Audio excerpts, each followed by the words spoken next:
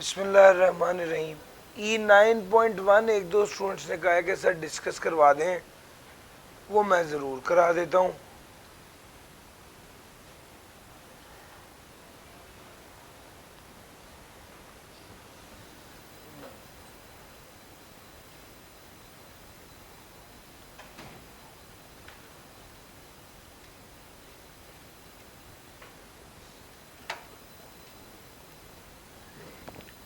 E9.1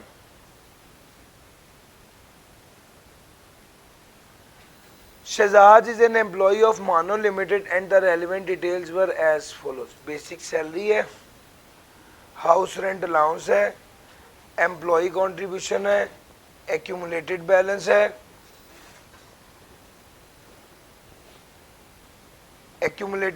है, DNS allowance है, convince allowance है, एम्प्लॉई कंट्रीब्यूशन है और इंटरेस्ट है। अब उसने जी आ जाइए, अब उसने 18% इंटरेस्ट की बात की है। 18% इंटरेस्ट की बात की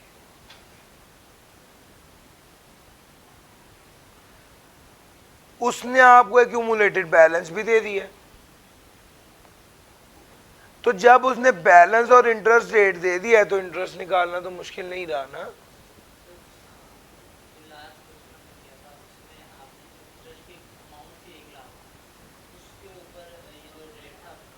यहां पर इंटरेस्ट की अमाउंट नहीं दी हुई, तो आप जब आपने इंटरेस्ट की अमाउंट थी 1 लाख और रेट था 20% था, तो आपने उससे निकाल लिया था एक्यूमुलेटेड बैलेंस 5 लाख था। लेट से आपने उससे एक्यूमुलेटेड बैलेंस निकाल लिया था और एक्यूमुलेटेड बैलेंस से रेट से मल्टीप्लाई करके आपने 16% का इंटरेस्ट रेट भी निकाल लिया था। याद आ रहा है कि नहीं आ रहा? तो भाई यहां पर उसने आपको पहले ही बैलेंस दे दिया, तो क्या टेंशन की बात है यार। एक बेसिक मैथ है, x% of y is equal to z। थोड़ा पीछे ले गए आप मुझे, लेकिन मैं अब मजबूर हूं आपको बताने पे कि सर ये बिल्कुल बेसिक मैथ है। ये देखो, अब देखो 1,20% का 1 लाख का 20% कितना है? 20,000 है। लेट से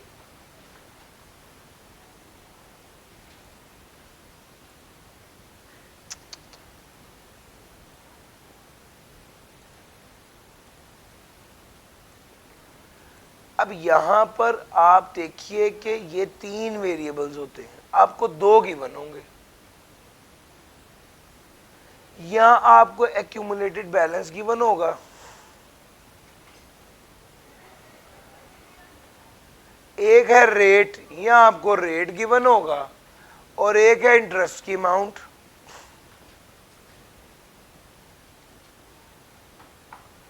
भाई मेरी बात समझ आ रही? ये 3 बातें, इसमें क्या इशू? अब अगर उसने पिछले सवाल में आपको कहा था इंटरेस्ट मिला है 1 लाख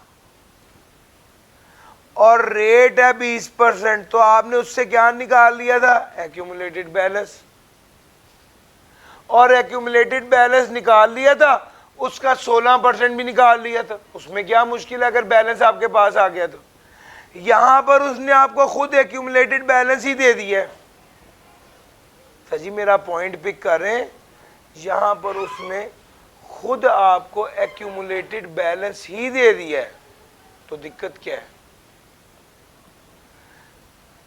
एक्यूमुलेटेड बैलेंस का 18% ले लिया इंटरेस्ट, और एक्यूमुलेटेड बैलेंस के 16% तक एग्जाम था। एक्यूमुलेटेड बैलेंस आपके पास है, 18% भी ले लिया और 16% भी ले लिया।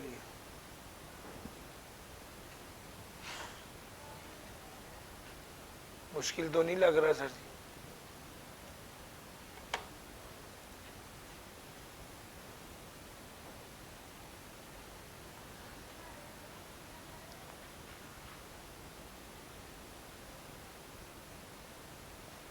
चलें आगे सर जी।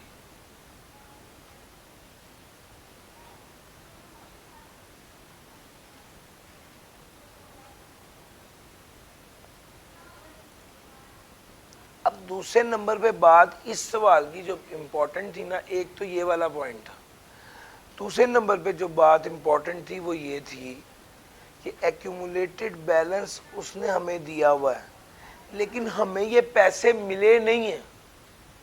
तो जब एक्यूमुलेटेड बैलेंस वसूल नहीं किया तो अनरिकग्नाइज्ड में इस पर कोई टैक्स नहीं लगना था। रिकग्नाइज में तो लगता ही नहीं ना, अनरिकग्नाइज में भी सिर्फ तब लगता है जब पैसे वसूल करते हैं।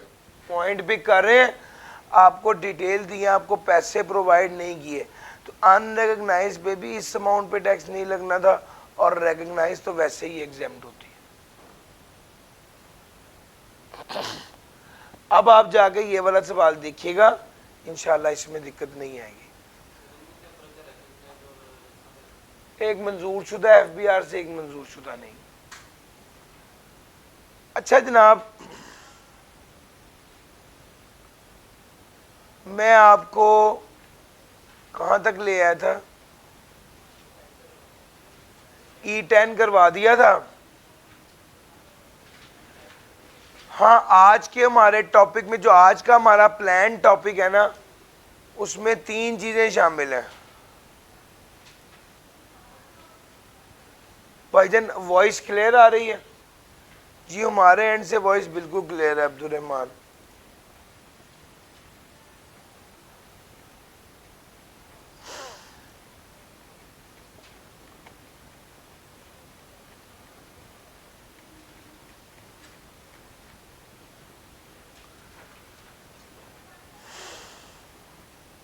आज मेरे साथ में आपको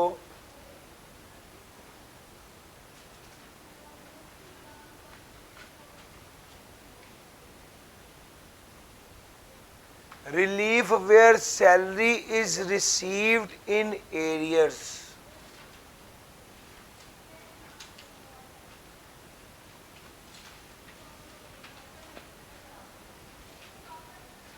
ये टॉपिक आपको करवा चुका हूं मैं। अच्छा, अब अभी जो पहली बात मैंने करनी है ना, वो करनी है tax bond by employer. Bond का क्या मतलब होता है? बर्दाश्त करना। बॉन्ड का मतलब होता है बर्दाश्त करना। अच्छा, होता ऐसे है कि eight times tax employer they रहा होता है एम्प्लॉय का। क्यों?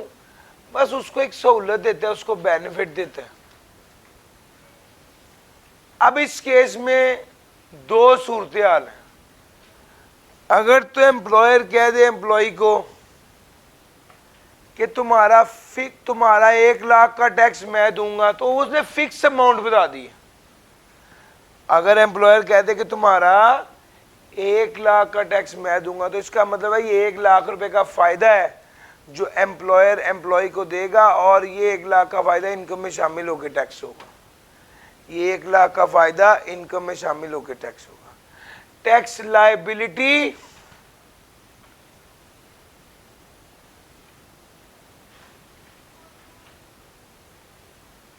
$185,000। Tax bond by employer 100,000। अगर पहली बात यह कि जितना एम्प्लॉयर ने टैक्स दिया उतना इनकम में शामिल होगा। यार भाई आप मौजूद हैं यहाँ पे, प्लीज इनको मना करें कि आवाज रूम में आ रही है। जो स्टूडेंट बैठे उनको नहीं कुछ कहना, आपने मैनेजमेंट को कहना है।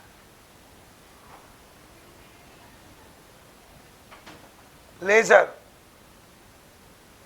सबसे पहले टैक्स जितना एम्प्लॉयर ने दिया उतना इनकम में शामिल होगा। दूसरे नंबर पे जो लायबिलिटी जितनी उसकी बनती थी उसको भी कम करेगा। तो असल में टैक्स बॉन्ड बाय एम्प्लॉयर 2 काम करता है। एक बहैसियत बेनिफिट इनकम में शामिल होता है, दूसरा बहैसियत फायदा लायबिलिटी को भी कम करता है।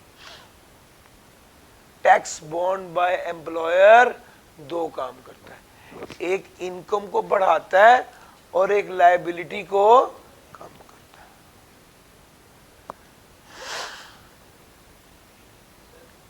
जी सर जी।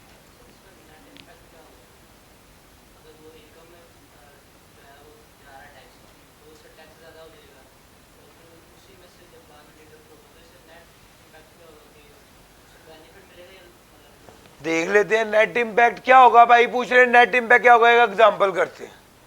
एक बंदे की सैलरी है 2 लाख, उसके एम्प्लॉयर ने उसे कहा तुम्हारा 1 लाख का टैक्स मैं दूंगा, तो फिर क्या होगा सर, उसकी महीने की सैलरी 2 लाख है तो साल की सैलरी कितनी बनी, 24 लाख। अगर उसका एम्प्लॉयर उसका 1 लाख का टैक्स दे रहा है तो इसका मतलब है ये फायदा है जो उसका एम्प्लॉयर उसको दे रहा है, ये उसकी इनकम में शामिल होगा। तो इसकी टोटल इनकम भी होगी और टैक्सेबल इनकम भी क्या होगी, 25 लाख। सर 25 लाख की जरा टैक्स, ये टैक्सेबल इनकम हो गई। इसकी जरा टैक्स लायबिलिटी कैलकुलेट करें, पेज नंबर 51 नीचे वाला टेबल देख के बताएं 25 लाख पे टैक्स कितना बनेगा। यार tissue they they.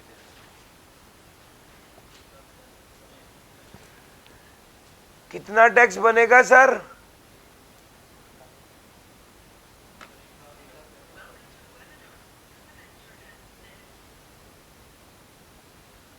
Ji sir ji.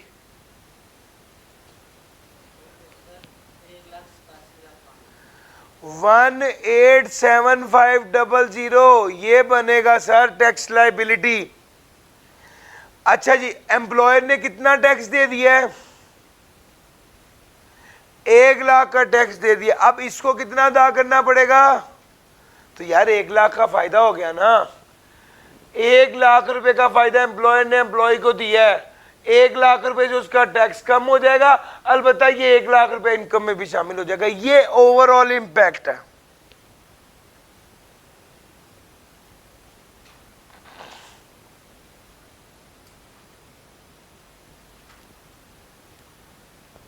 This is tax borne by employer.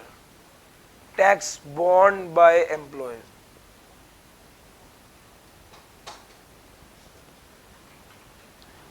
Tax borne by employer.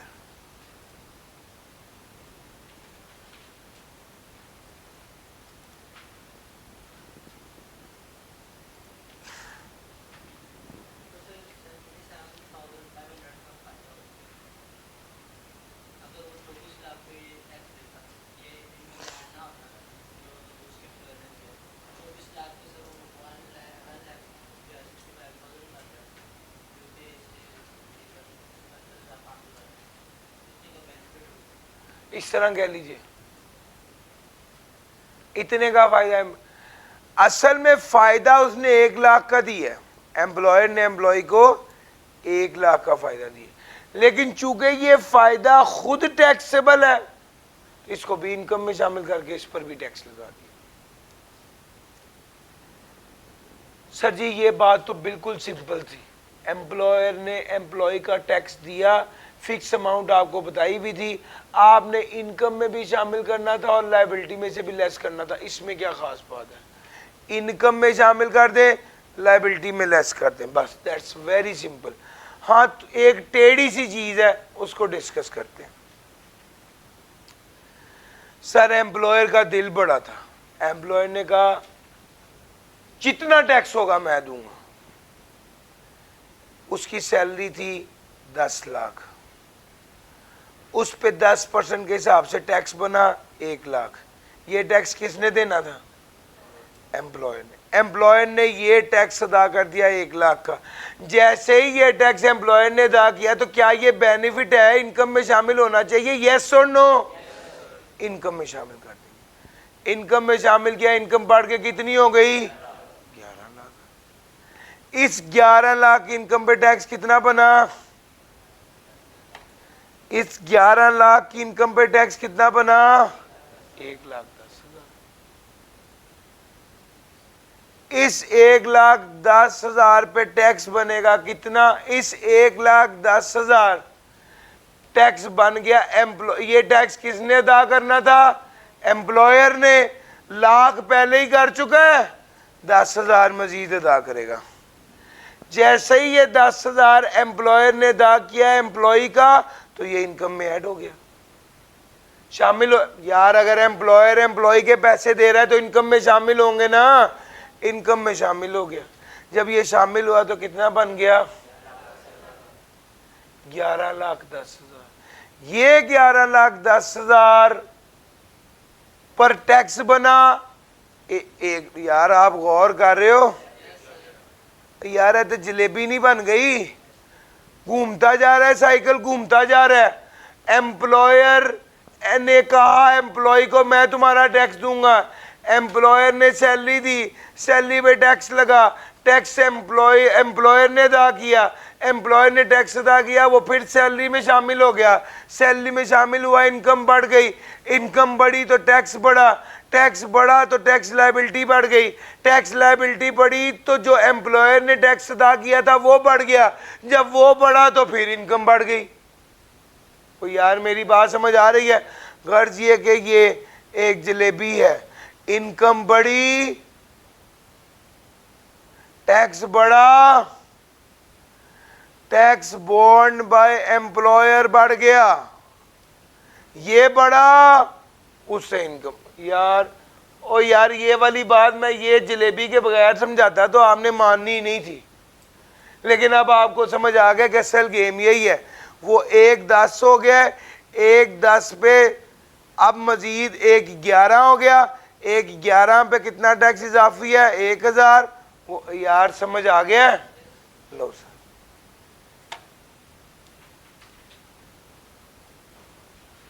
अगर एम्प्लॉयर ने कहा कि मैं 2 लाख का टैक्स पे करूंगा लेकिन लायबिलिटी 1 लाख बनी तो क्या ट्रीटमेंट होगा?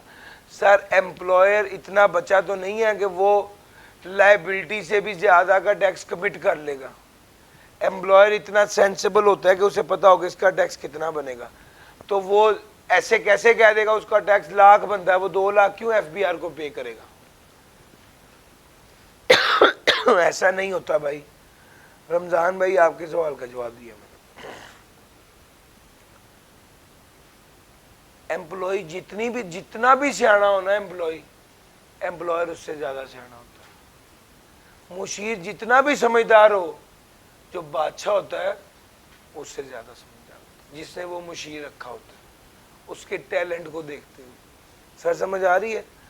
तो ये बात राना साहब आप समझ जाए। आगे चलते हैं सर। स्टोरी आपको मैंने समझा दी, गोल गोल मैंने घुमा दिया, लेकिन एक सवाल कराता हूं, उससे आपकी अंडरस्टैंडिंग बड़ी बेहतर हो जाएगी सर। अब ये वाला सवाल करते हैं, 3.3 निकालें जरा।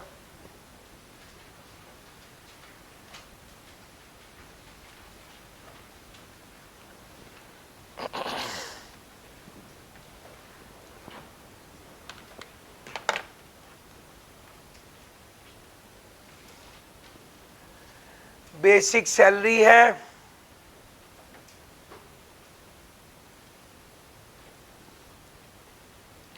लीव इनकैशमेंट है और हाउस रेंट अलाउंस है। बेसिक सैलरी है, लीव इनकैशमेंट है, हाउस रेंट अलाउंस है। वो कहता है टैक्स जितना होगा कौन देगा? एम्प्लॉयर। कितना देगा? नहीं पता, जितना भी होगा। कितना होगा देखते हैं सर। यहां पर लिखा mister B, basic salary 3 million, leave encashment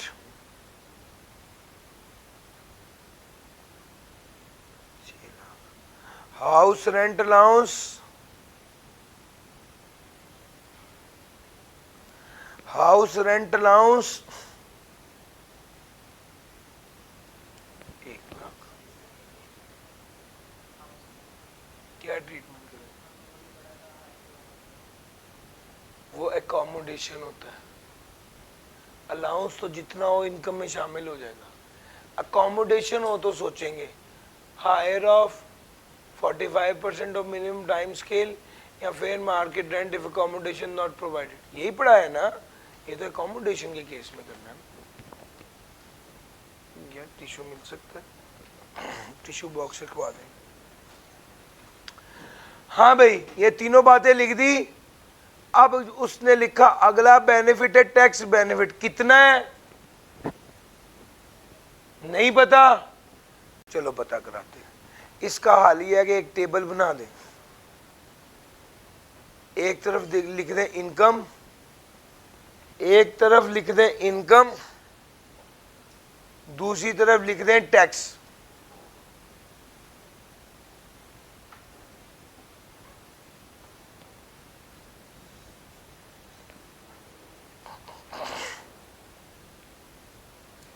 एक तरफ लिखें इनकम, दूसरी तरफ लिख दें टैक्स।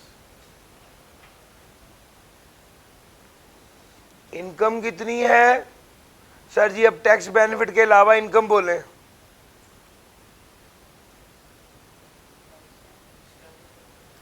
$4.6 मिलियन। इस पे टैक्स कितना बना जी? जरा निकालें 4.6 मिलियन पे टैक्स निकालें। पेज 51 नीचे वाला टेबल से अलिड वाला।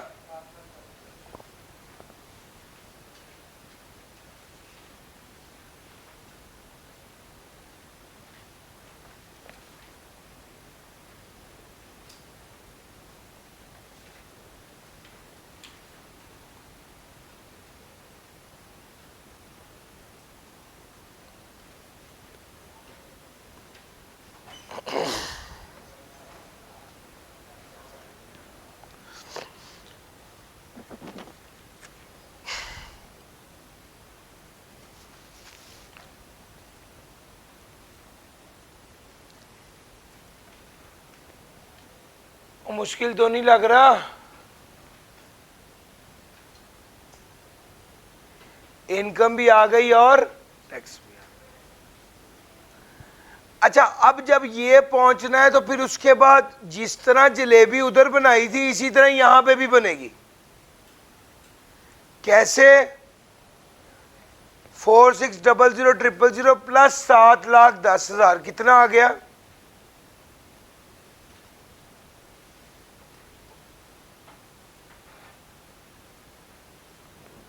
ऐड कर दिया भाई, टैक्स का बेनिफिट एम्प्लॉयर दे रहा है ना, ऐड कर देंगे इनकम में। अब इस पर टैक्स निकालें कितना बनता है। मैं आपसे यही एक्सपेक्ट कर रहा हूं कि आप सिर्फ टेबल निकाल लें और कैलकुलेटर हाथ में पकड़ लें, बस देखें हो क्या रहा है।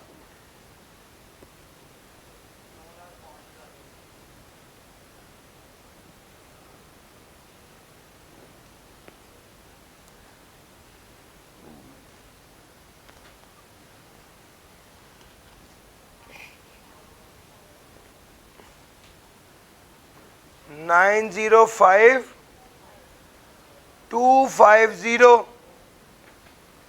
अब जनाब मैंने ये लिख दिया। अब इन दोनों में आ गए डिफरेंस। ये डिफरेंस बताएं कितना आएगा?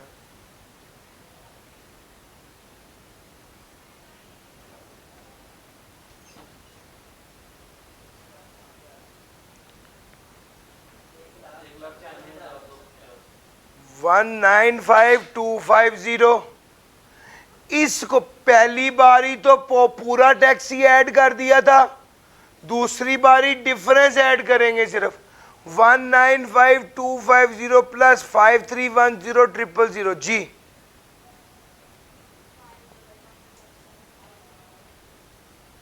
सर ऐड करना है, आपने मुझे लगता है लेस कर दिया। 5505।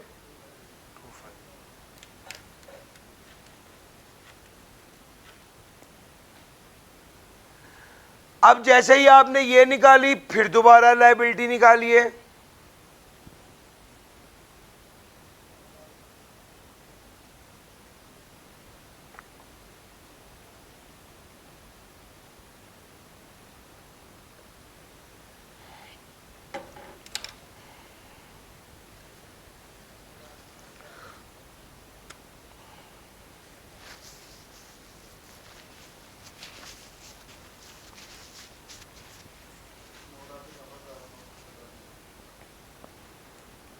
9,58,943। इन दोनों में डिफरेंस कितना आया?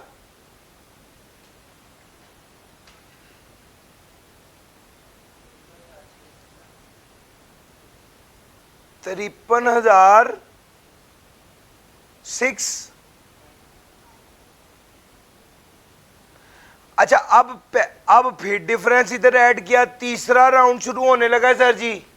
5505,250 प्लस 53,693 जी।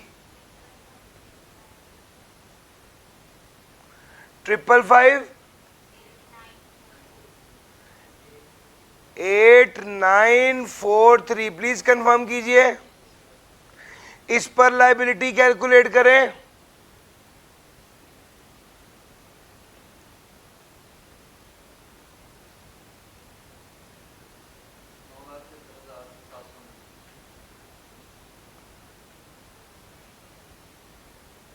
Nine seven three.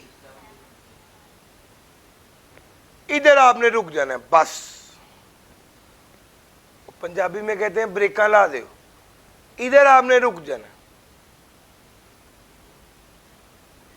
जब यहां पे रुक गए 973,709 राउंड 3 कंप्लीट, रुक जाओ। ये वाली फिगर उठाओ, यहां पर डाल दो 973,709। डाल दिया सर। इसको अब आप टोटल करके बता दो। यही टोटल इनकम और यही टैक्सेबल इनकम बनेगी। जी बताइएगा।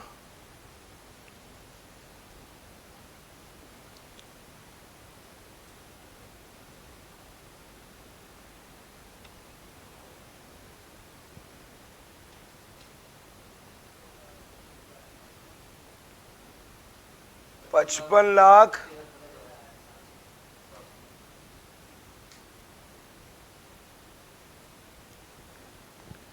टैक्सेबल इनकम आ गई।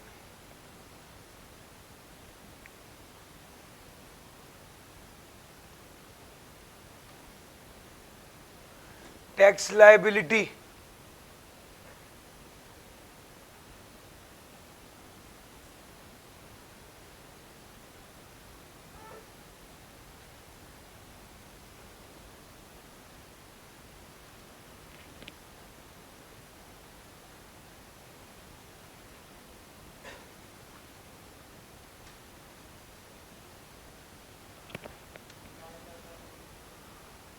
नाइन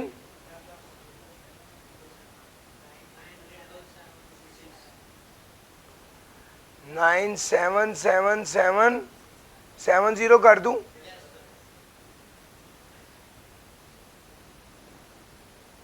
टैक्स लायबिलिटी सर जी 5573,709 की काउंट कर लें।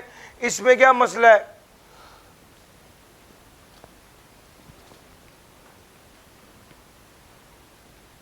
यही बन रहा है सर जी। टैक्स बेनिफिट कितना है?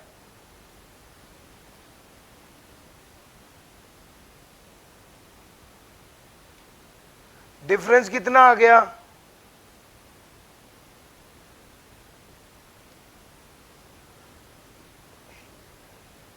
डिफरेंस कितना आ गया जी? 4060। ये जो डिफरेंस आ रहा है ये क्या है?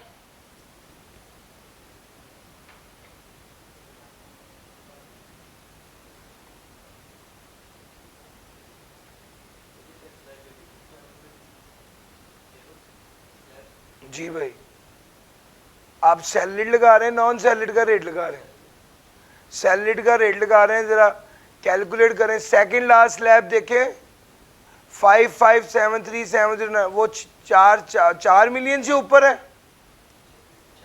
36 लाख से ऊपर है। करके देखें।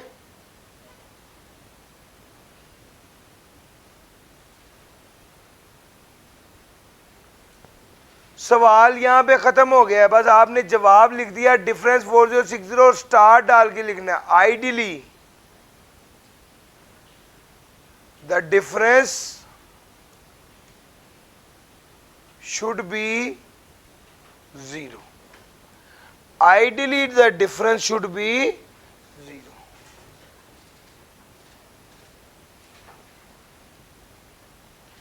Ideally the difference should be 0.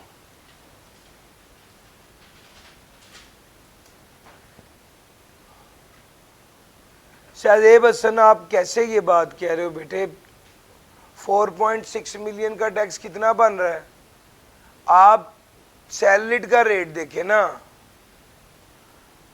आप सैलरीड का रेट देखिए। मुझे लग रहा है शाहजेब आप नॉन सैलरीड का रेट देख रहे हो।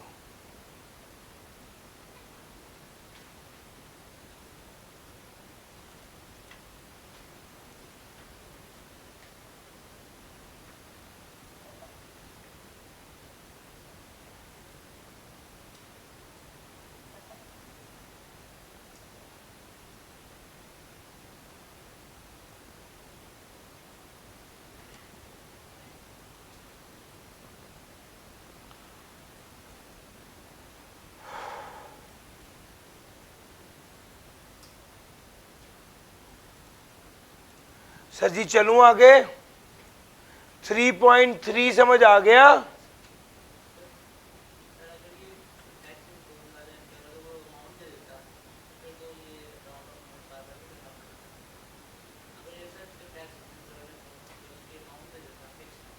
फिर तो ये सारे चक्कर में पड़ना ही नहीं था। फिर तो जो फिक्स अमाउंट थी वो इनकम में ऐड कर दे और फिर लायबिलिटी में से लेस कर दे।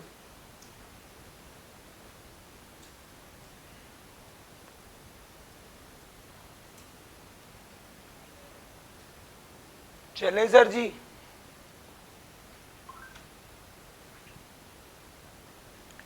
यार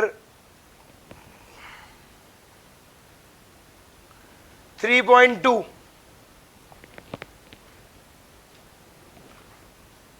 बड़ी स्पीड से करना है ये आपने। 5 मिनट आपके पास है। ये गरम गरम अभी करेंगे, तैयार हो जाएगा।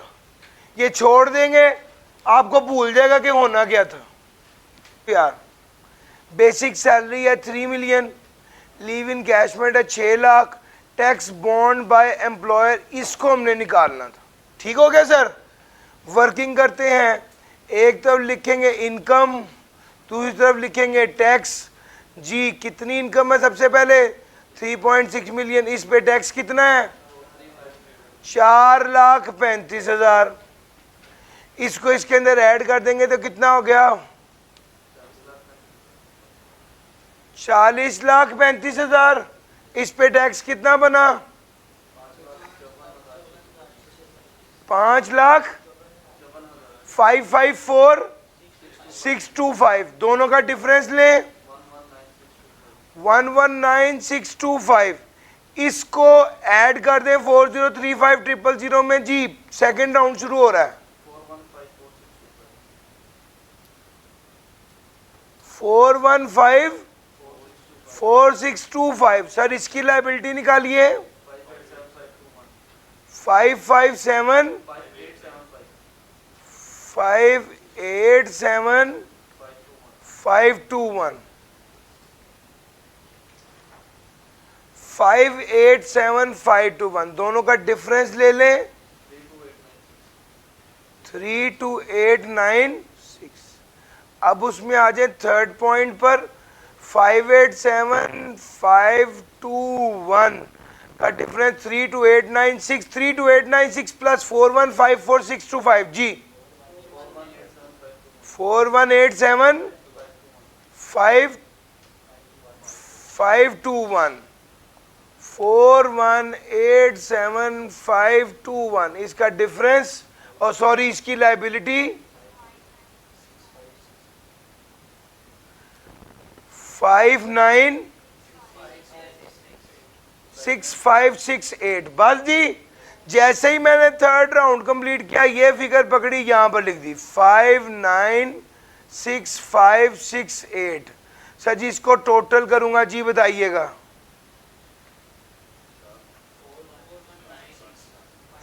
419,568 अच्छा जनाब, ये क्या बन गई?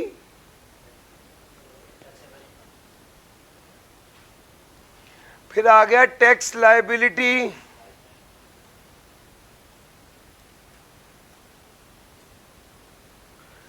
टैक्स लायबिलिटी क्या है sir ji?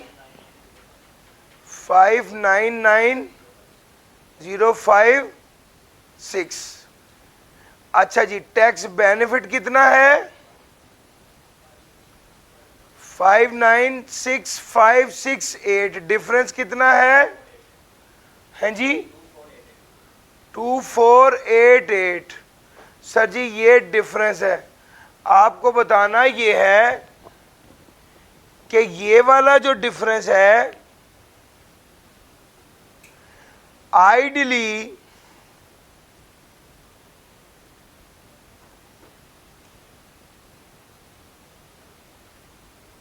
should be ideally the difference should be 0। और सर मुश्किल तो नहीं लग रहा sir? This was 3.2, this was 3.2, 3.2 भी करवा दिया, 3.3 भी करवा दिया, 3.4 में एक और कुंडी है। 2 और 3 समझ आ गए ना? 3.4 में पता क्या गेम है? उसने कैपिटल गेन भी दिया हुआ।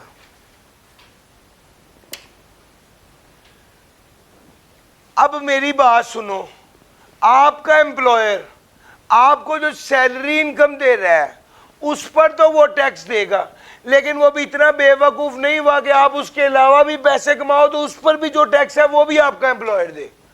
और मेरी बात समझ आ रही है? आपका एम्प्लॉयर आपकी सैलरी पर तो टैक्स देता है, लेकिन उसके अलावा अगर कोई और हेड हो और कोई इनकम हो तो उस पर टैक्स अदा नहीं करता। वो कहता है टैक्स बॉन्ड बाय एम्प्लॉयर है, लेकिन वो सिर्फ सैलरी पर होता है। सेम सब कुछ यही करना है, सैलरी की इनकम कैलकुलेट करके उसको इस तरह ही करना है, अलबत्ता फिर उसमें कैपिटल गेन भी ऐड कर देना है। इसमें इसके अलावा और कोई ट्रिकी बात नहीं है। बस ये बात है, यहाँ पर जब हमने वर्किंग करनी है सैलरी की तो हमने सैलरी लेना है 340 पर मंथ था, मल्टीप्लाई बाय 12 करें जरा, 40800000। हाउस रेंट अलाउंस कितना है? 130000 मल्टीप्लाई बाय 12 जी 156000। सैलरी भी आ गई, हाउस रेंट अलाउंस भी आ गया जी। आगे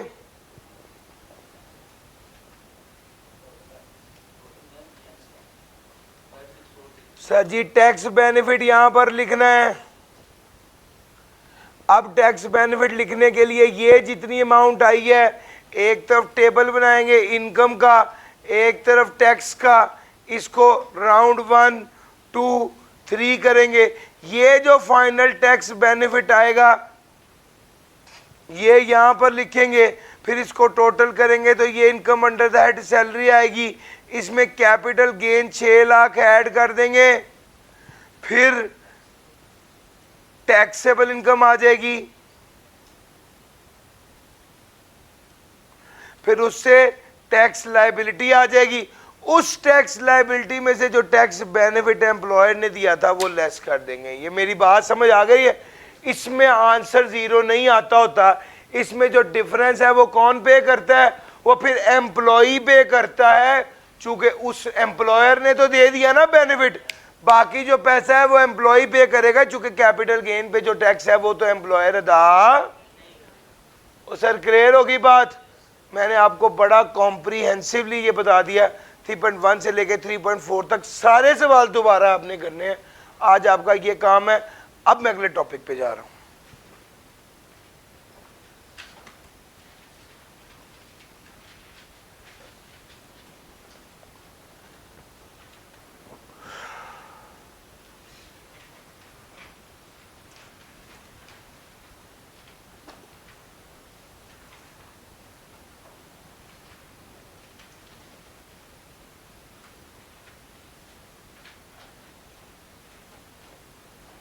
एक स्टूडेंट ने कहा है लास्ट से दोबारा बता दें।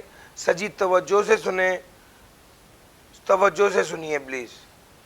मैंने आपको ये बात कही है कि आपने इनकम जिस तरह अभी थोड़ी देर पहले सवाल किए उसी तरह ही इनकम फ्रॉम सैलरी निकालनी, फिर टैक्स का बेनिफिट निकाल लेना है टेबल से, ये इधर ऐड कर देना है, सैलरी आ जाएगी, सैलरी में से कैपिटल गेन ऐड करना है, फिर टैक्सेबल इनकम आएगा, टैक्सेबल इनकम पे रेट अप्लाई करेंगे तो टैक्स लायबिलिटी आ जाएगा, फिर टैक्स लायबिलिटी जो आएगी उसमें से जो टैक्स बॉन्ड टैक्स बेनिफिट था वो फिर वो फाइनल टैक्स पेबल आ जाएगा।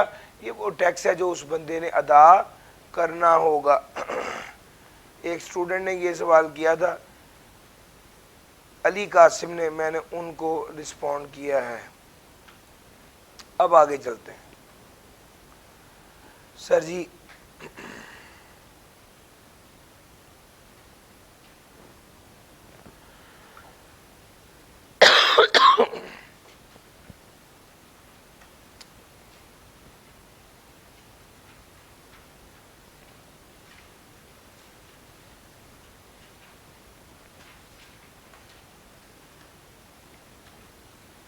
ले सर जी,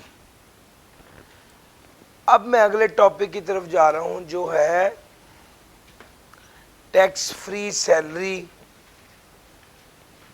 तो हो गया, लोन दो यार तीन तरह। आप एक एम्प्लॉय अपने एम्प्लॉयर से लोन लेता है तो वो तीन तरह का लोन हो सकता है,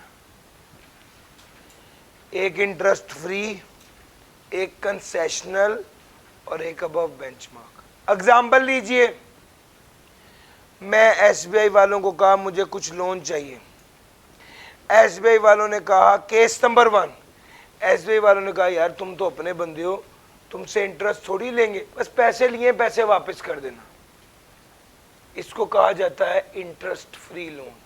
असल रकम वापस करनी है, कोई सूद। अब इस केस में अगर मैं बैंक से लोन लेता तो मुझे 10% पर मिलना था, मेरे एम्प्लॉयर ने मुझे ये इंटरेस्ट फ्री दे दिया तो मुझे उसने कितने का फायदा दिया? 10% के बराबर फायदा मुझे दिया, इस वजह से कि मैं वहां पर नौकरी करता था, तो ये मेरी इनकम में शामिल होगा और टैक्सेबल होगा under that salary. This is point 1।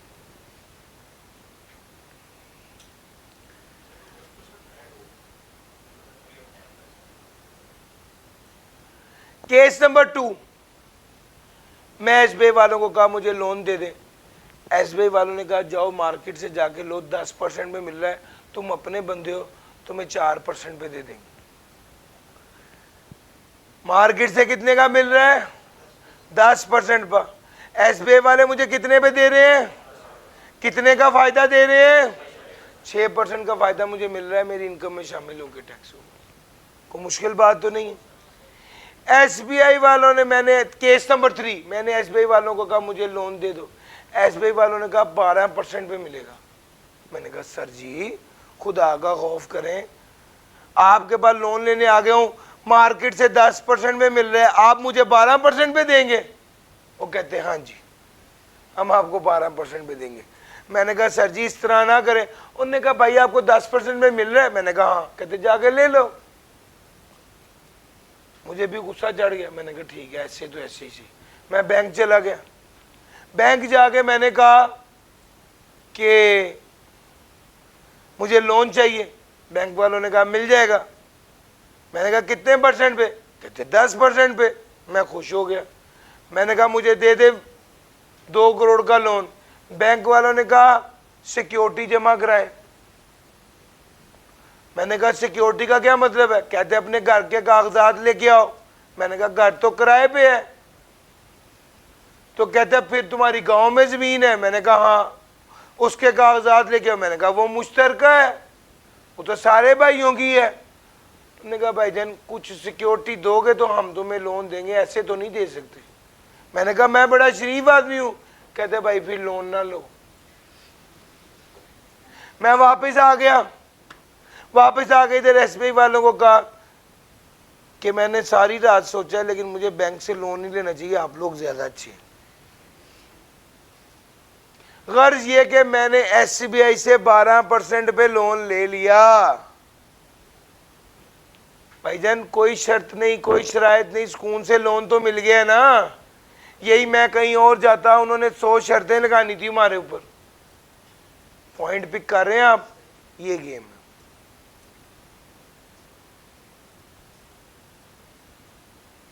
एक लेकिन मुझे एक बात बताओ, एसबीआई वालों ने जो मुझे 12% पे लोन दिया, जबकि बैंक 10% पे दे रहा था, तो उन्होंने कुछ बेनिफिट मुझे दिया?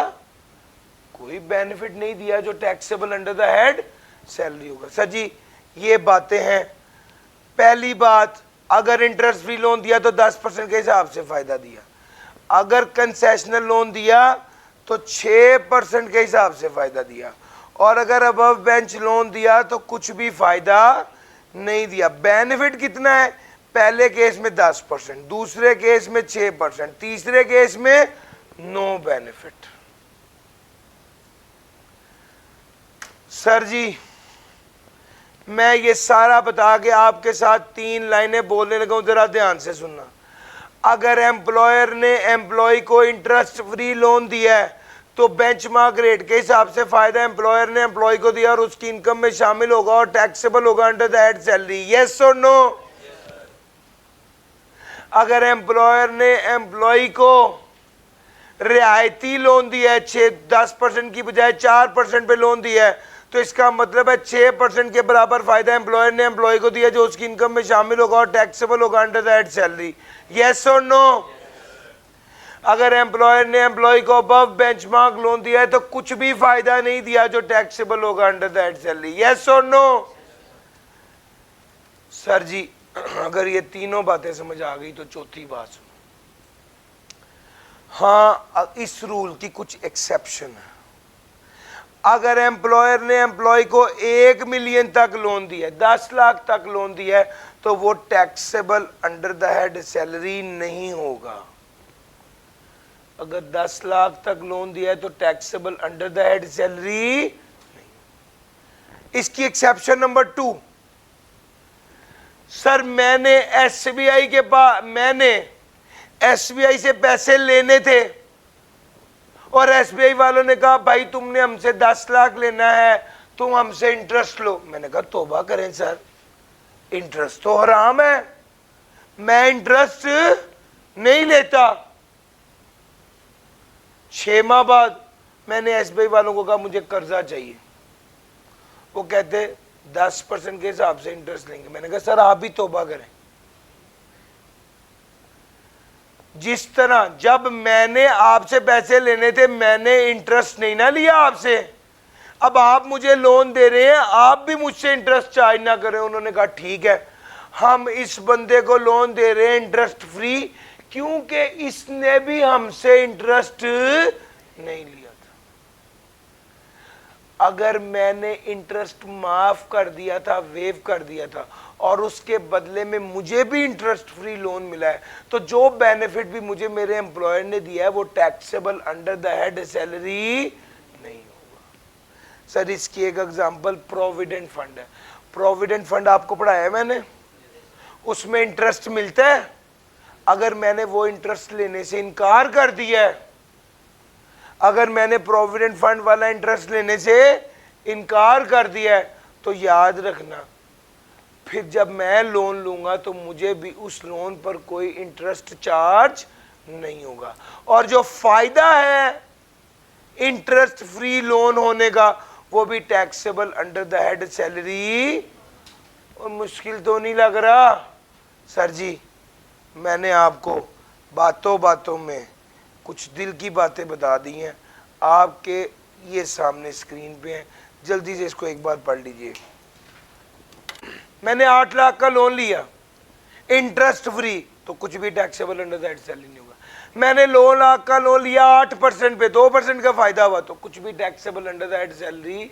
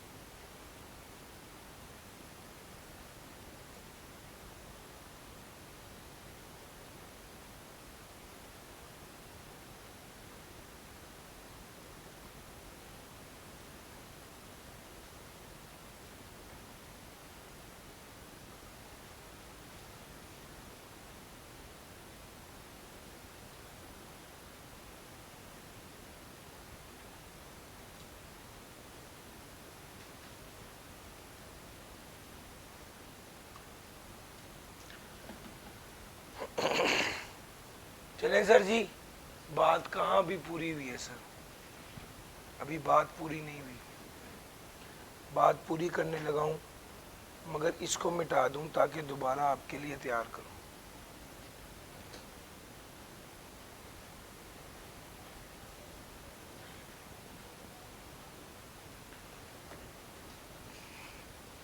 अभी भाई ने पूछा था बेंचमार्क रेट कितना होता है। बेंचमार्क रेट 10% ही होता है।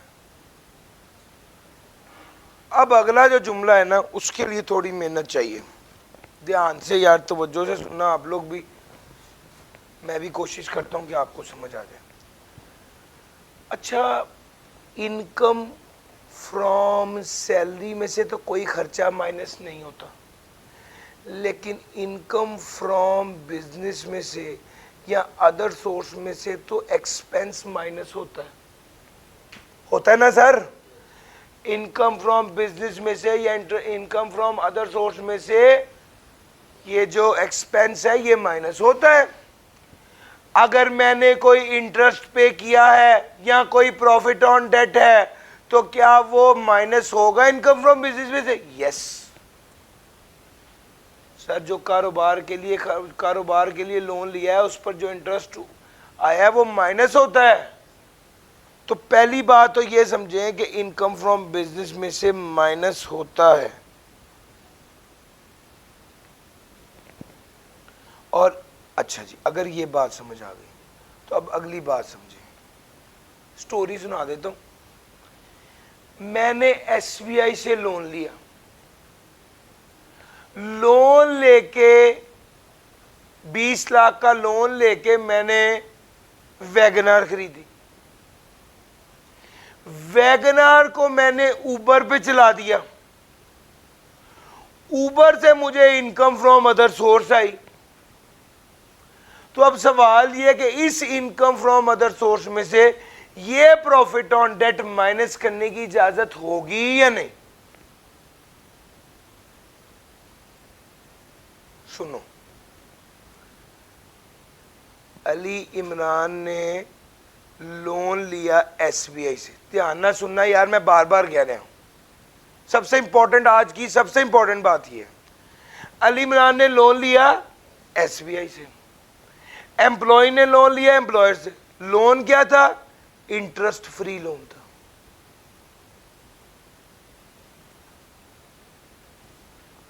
इंटरेस्ट फ्री लोन था। अली इमरान ने लोन लिया एसबीआई से जो कि एक इंटरेस्ट फ्री लोन था।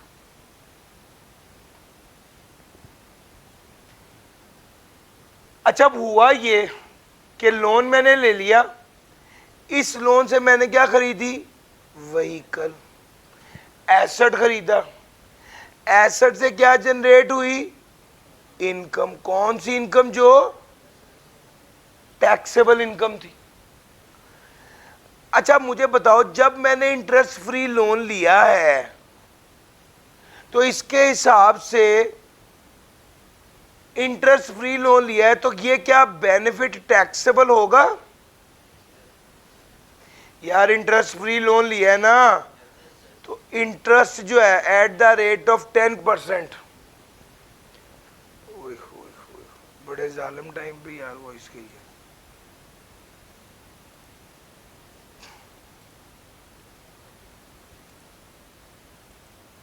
ना दरमियान में वॉइस चले गई थी। कोई बात नहीं बच्चों, मैंने अभी तक कोई बात नहीं की, बात यहाँ से शुरू की थी, वापस वहीं पे ही लेके जा रहा हूँ। अली इमरान ने लोन लिया एसबीआई से, लोन इंटरेस्ट फ्री था।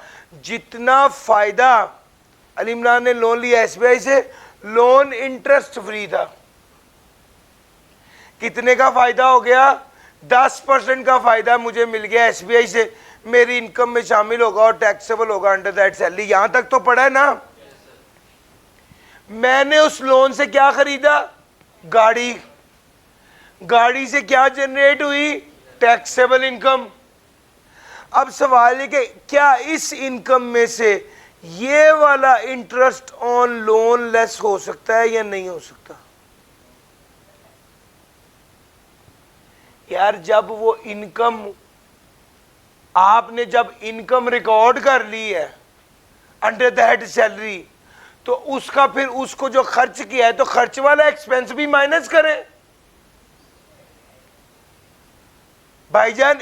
जब आपने income under that salary charge कर दी है तो फिर जो एक्सपेंस है वो under that income from other source, जिस हेड में इनकम आ रही है उस हेड में एक्सपेंस भी माइनस करें।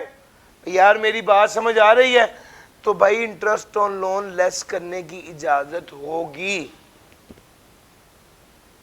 कितना? वो कहता है बेंचमार्क रेट के हिसाब से। कितना माइनस करने की इजाजत होगी? बेंचमार्क रेट के हिसाब से माइनस करने की इजाजत होगी। अगर इंटरेस्ट फ्री लोन था या कंसेशनल लोन था तो बेंचमार्क रेट के हिसाब से इनकम में से माइनस। यार यहां तक मैंने आपको पहुंचा दिया, अब स्टेप सुनना।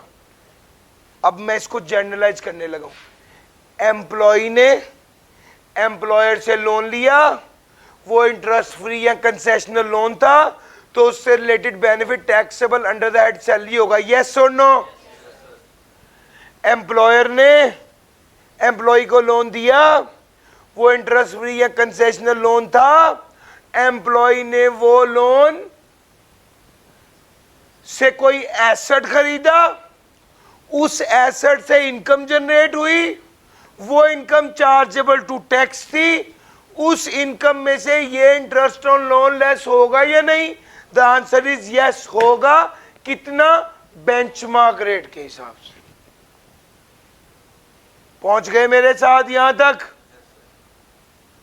आखिरी बात सुनो, अगर मुझे एम्प्लॉयर ने लोन दिया और वो लोन इंटरेस्ट फ्री या कंसेशनल नहीं था बल्कि अबव बेंचमार्क था, मैंने उससे एसेट खरीदा, एसेट से इनकम जनरेट हुई, उस इनकम में से इंटरेस्ट ऑन लोन माइनस करने की इजाजत होगी या नहीं?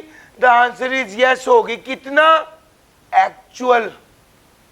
एक्चुअल भैया, जब तक इंटरेस्ट फ्री या कंसेशनल था तो बेंचमार्क रेट से माइनस कर रहे थे, और जब अबव बेंचमार्क था तो एक्चुअल माइनस करने की। यार मेरा पॉइंट पिक कर गए हो? बड़ा ही ढिला हाँ गीता यार। अच्छा जनाब, अगर ये बात आपको समझ आ गई तो बात यहां पर खत्म हुई। बात यहां पर खत्म हुई कि अगर किसी एम्प्लॉय ने एम्प्लॉयर से इंटरेस्ट फ्री या कंसेशनल लोन लिया और उससे कोई एसेट खरीदा और एसेट से इनकम जनरेट हो रही है, तो उस इनकम में से इंटरेस्ट ऑन लोन माइनस करने की इजाजत होगी, और वो interest on loan benchmark rate के हिसाब से। अगर किसी एम्प्लॉय ने एम्प्लॉयर से लोन लिया और वो लोन अबव बेंचमार्क था तो कुछ भी taxable under the head salary नहीं हो। यार हाँ ना करो, कुछ भी taxable under the head salary नहीं होगा। दूसरे नंबर पे क्या? इंटरेस्ट ऑन लोन माइनस करने की इजाजत होगी। यस। कितना? बेंचमार्क रेट के हिसाब से। बेंचमार्क रेट के हिसाब से नहीं, एक्चुअल। डन हो गया सर जी? मैंने अपने जज्बात आप तक मुंतकिल कर दिए, लेकिन बात यहां पे खत्म नहीं हुई। एक शॉर्टकट भी है, वो लेते जाएं, जिंदगी का कोई पता नहीं। लो sir, loan from employer interest free या कंसेशनल या अबव बेंचमार्क। वो कहता है अगर इंटरेस्ट फ्री लोन है, कंसेशनल है या बेंचमार्क है। इंटरेस्ट फ्री लोन के केस में 10% के हिसाब से फायदा मिला, कंसेशनल के केस में 6% के हिसाब से फायदा मिला, और अबव बेंचमार्क केस में कुछ भी फायदा जो टैक्सेबल अंडर दैट सैलरी होगा। अच्छा मेरी एक बात और सुनो, इन तीनों केसेस में पेमेंट कितनी की? इंटरेस्ट की। Case number 1 interest free loan में इंटरेस्ट की कितनी पेमेंट की? कोई पेमेंट नहीं की।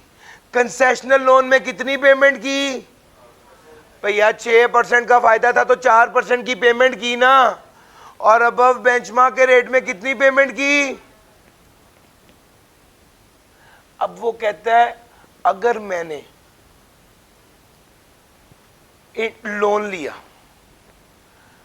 अपने एम्प्लॉयर से और उससे एसेट खरीदा, एसेट से इनकम जनरेट हुई, इनकम में से वो इंटरेस्ट ऑन लोन माइनस होगा या नहीं? तो इसका एक शॉर्टकट है, वो कहता है जितना अंडर द हेड सैलरी आया है प्लस जितना पे किया है वो माइनस करने की इजाजत होगी।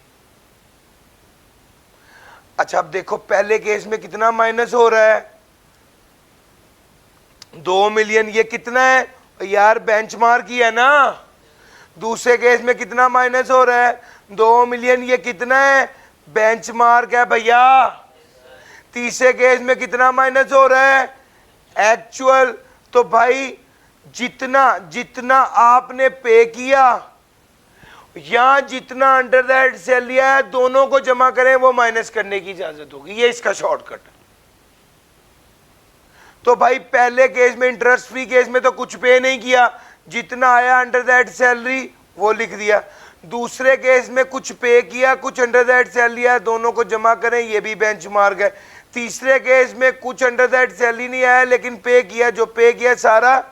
और यार मेरी बात समझ आ गई है, ये स्टोरी है। इसका मतलब है ये सारा अलाउड एज डिडक्शन है।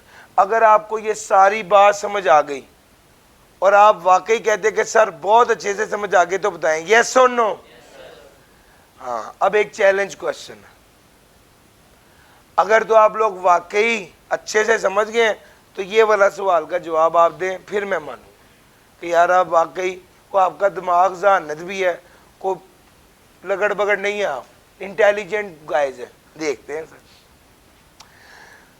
अली इमरान ने लोन लिया SBI से 9 लाख रुपए का, कितने परसेंट पे, 8% पे। इस लोन से उसने कल्टस खरीदी, कल्टस को इन ड्राइव पे चला दिया और उससे पैसा कमाया 2 लाख रुपए। सवाल यह है कि ये जो इनकम कमाई है इसमें से क्या इंटरेस्ट ऑन लोन माइनस होगा या नहीं होगा, और अगर होगा तो कितना होगा।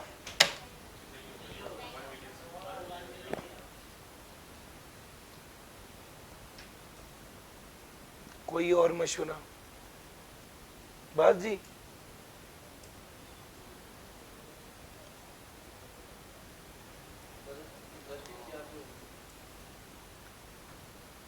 चलो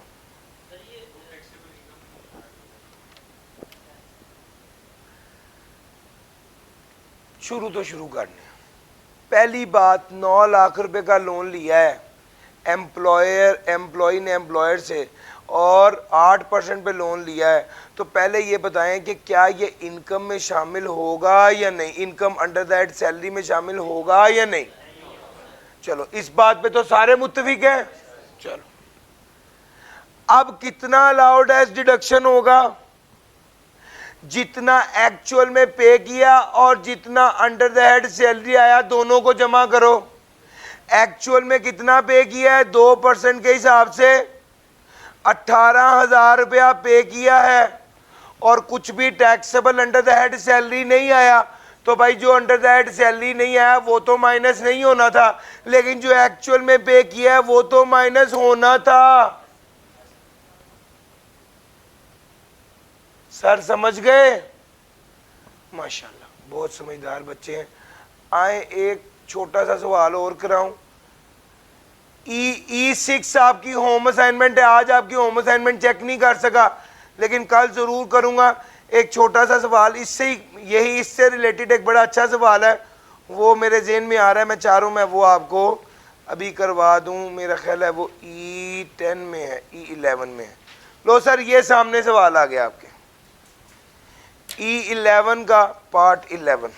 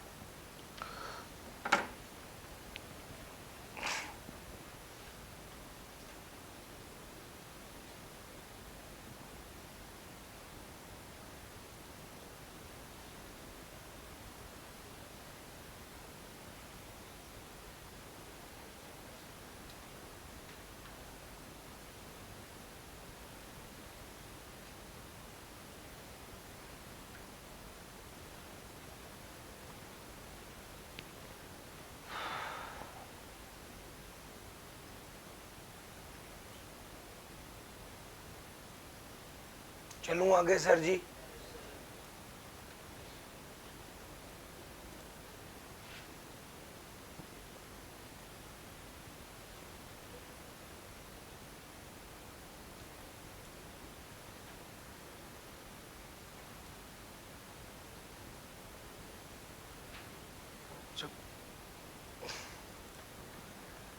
मैंने आपको इसके बारे से आंसर दिया सर जी, ये कर लिया आप लोगों ने? अच्छा मुझे बताएं भाईजान, आपने 1 मिलियन का जनरेटर खरीदा, एक लोन लिया, लोन से जनरेटर खरीदा, जनरेटर किराए पर दे दिया, यही बता रहे हैं ना? लोन लिया, लोन से जनरेटर खरीदा, जनरेटर किराए पर दे दिया, तो क्या होगा? 1 लाख का लोन था, इस पर जो इंटरेस्ट है वो तो अंडर द हेड सैलरी नहीं है। एनुअल रेंटल वैल्यू कितनी है?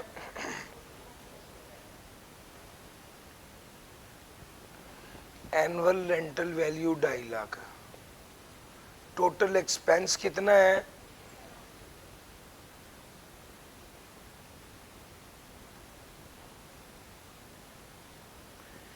एनुअल रेंटल वैल्यू 2.5 लाख है और एक्सपेंस है 25,000। ये तो माइनस होगा, लेकिन क्या 1 मिलियन का 10% माइनस नहीं होगा? सर जी, जितना अंडर द हेड सैलरी आया वो माइनस होना है और जितना एक्चुअल में पे किया है वो माइनस होना है। मुझे बताओ ये अंडर द हेड सैलरी आएगा? नहीं आएगा।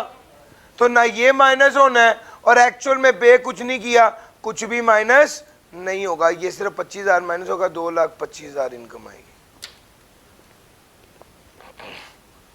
यार ये पॉइंट समझ गए हो? आज का लेक्चर बड़ा इंपॉर्टेंट लेक्चर था जिसमें हमने काफ़ी डिटेल से बहुत सी चीज़ें पढ़ी हैं। आज के लिए इतना ही था। अब कुछ सवाल पूछना है तो पूछिए।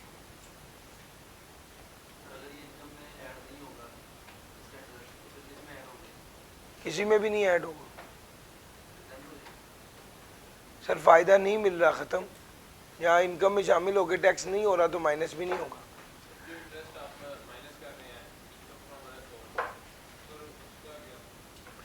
भैया आप दूसरी इनकम कमा रहे हैं तो इनकम को कमाने के लिए जो खर्चा है वो माइनस नहीं होना, उसमें से होना है। इनकम में से खर्चा माइनस होता है ना सर। आपने 100 रुपए की चीज खरीदी, 200 की बेची, तो 100 माइनस करेंगे ना प्रॉफिट निकालने के लिए। यस, डन हो गया सर जी? नहीं सर, आज के लिए इतना ही था। थैंक यू जी, अल्लाह हाफिज।